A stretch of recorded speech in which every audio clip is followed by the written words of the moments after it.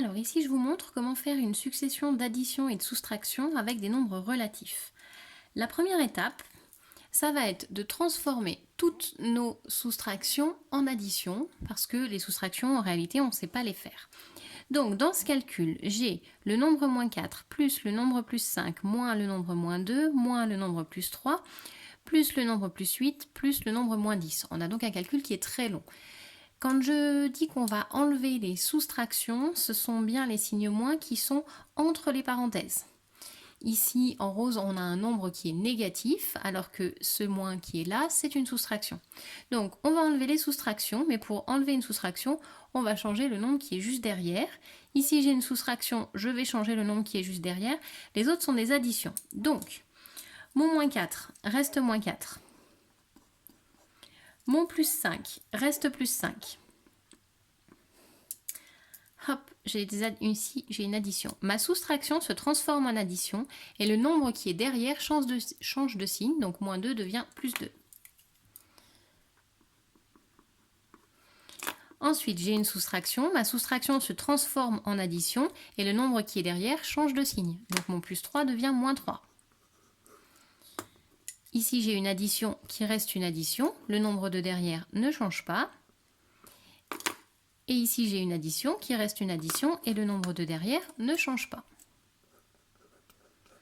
Quand on n'a que des additions, on va pouvoir, ça on sait faire, on va pouvoir rassembler les termes de même signe ensemble. Donc la ligne que je mets ici n'est pas obligatoire. Si vous arrivez à faire dans votre tête, on voit les nombres négatifs, on les calcule ensemble, on peut. Moi je vais l'écrire ici, donc je vais rassembler. J'ai moins 4, moins 3 et moins 10 que je vais ajouter. Et ensuite, je vais ajouter mes nombres positifs. Donc de l'autre côté, je vais avoir plus 5, plus 2 et plus 8. Donc une fois qu'on a rassemblé les nombres qui ont le même signe, on va calculer donc les nombres négatifs, je les calcule ensemble. Donc on va additionner les parties numériques. 4 plus 3, ça fait 7, plus 10, ça fait 17, qui va être négatif puisque tous les nombres sont négatifs. De l'autre côté, je vais additionner tous les nombres positifs ensemble. 5 plus 2, ça fait 7. 7 plus 8, ça fait 15, qui est positif, puisque tous les nombres sont positifs. Et une fois qu'on en a un de chaque, on fait la soustraction. 17 moins 15, ça fait 2. Et le résultat va être négatif, parce que moins 17 a une plus grande partie numérique. Donc on arrive ici à moins 2. Donc voilà, on va faire... Première étape, on transforme les additions en soustraction en changeant le nombre qui est derrière pour que ça reste équivalent. Ensuite, on va additionner les nombres négatifs ensemble, les nombres positifs ensemble. Donc, on a le droit d'ajouter cette ligne si ça nous aide. Et ensuite, on va avoir notre résultat. J'ai fait un deuxième exemple. Dans ce deuxième exemple, on n'a que des additions.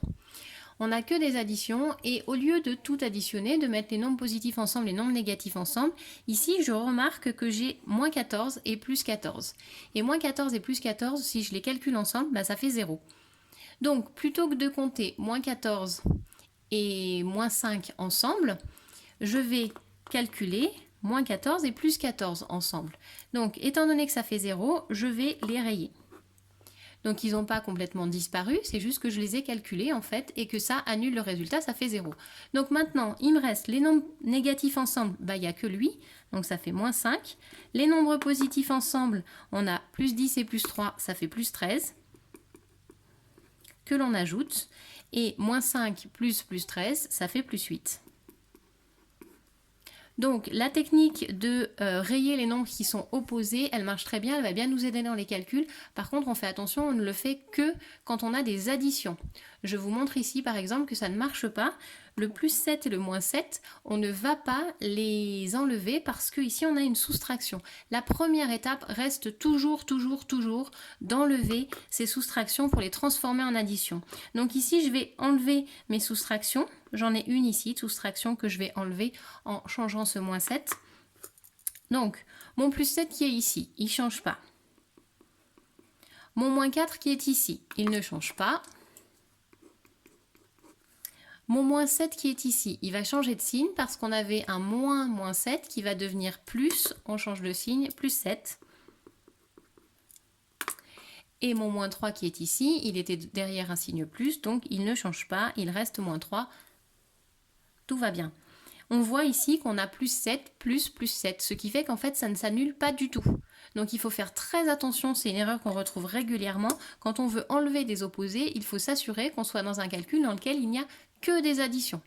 Une fois qu'on a fait ici, du coup on se rend compte qu'on ne peut pas les annuler. Donc on va mettre les positifs ensemble. On met les négatifs ensemble. Oui, on met les négatifs ensemble, les positifs ensemble. On les calcule chacun de leur côté. Et on écrit notre résultat. Donc plusieurs étapes. Première étape, obligatoire dans tous les cas, on transforme nos soustractions en addition en changeant le nombre qui est juste derrière la soustraction. Mais c'est lui qui est juste derrière, on ne va pas plus loin, les autres ne changent pas après.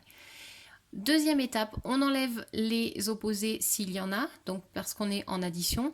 Troisième étape, on calcule les positifs ensemble, les négatifs ensemble. Et dernière étape, il nous reste une opération à faire ici pour avoir notre résultat.